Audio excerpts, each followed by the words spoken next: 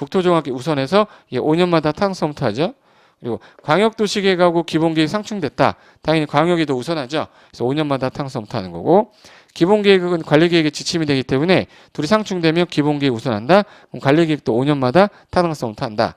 그래서 현재 도시군계획은 두 가지로 이루어져 있는데 지문에서 자꾸 광역도시계획을 포함한다는 형태의 지문이 나와요. 그런 거에 넘어가지 않으시면 됩니다. 그래서 해당 지역 내에서 일단은 제일 먼저 위기질서 본 거고 이제 3페이지 보시면 1장부터가 이제 테마 파트예요. 근데 이 1장부터 부동산 공법 체계는 시험에서 직접적으로 나오지는 않습니다. 나오지는 않는데 일단 헌법이라는 게 있어요.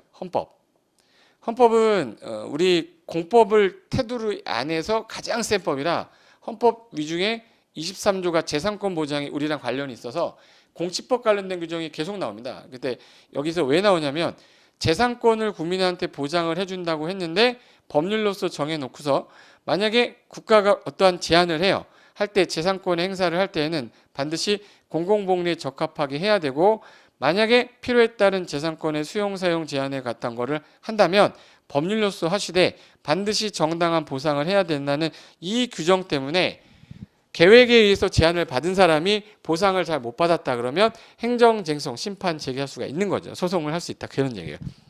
왜? 헌법이 가장 센 법인데 헌법에 미배된 행위를 하고 있으면 헌법을 근거로 해서 소송 제기해서 네 권리 찾아라 이런 뜻이거든요.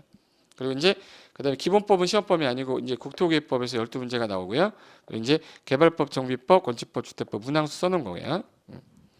자, 그러면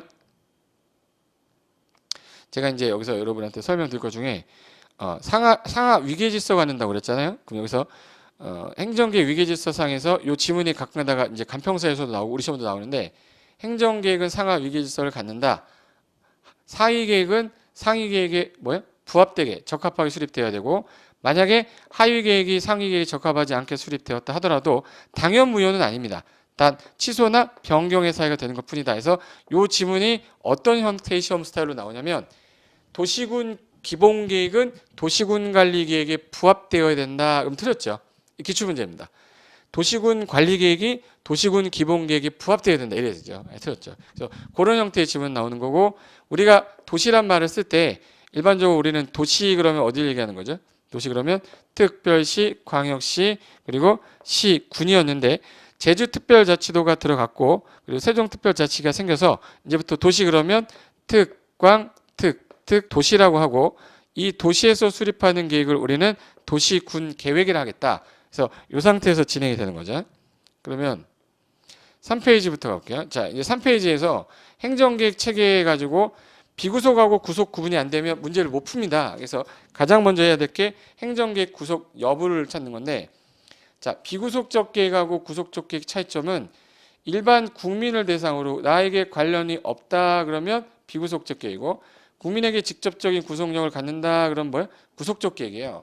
그러면 나랑 관련이 있기 때문에 행위제한을 받을 거고 그 행위제한이라는 걸 행정처분으로 보기 때문에 이 처분에 대해서 이의가 있으면 행정쟁송 제기할 수가 있다까지가 끌어내면 돼요.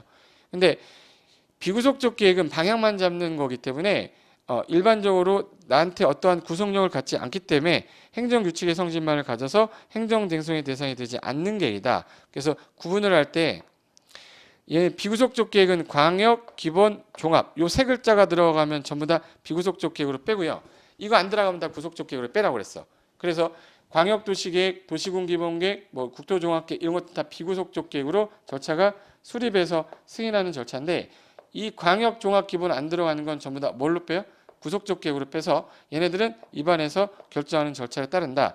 결정에 대한 효력이 있을 때 행정쟁송 제기 가능한 거고 승인은 효력이 없을 때 승인하고 넘어간 거라 행정쟁송의 대상이 되지 않는다. 그래서 구분할 때 우리 기출문제 보시면 거의 대부분이 광역종합 기본이라는 게 들어가면 비구속이니까 이건 행정쟁송 대상이 되지 않는다.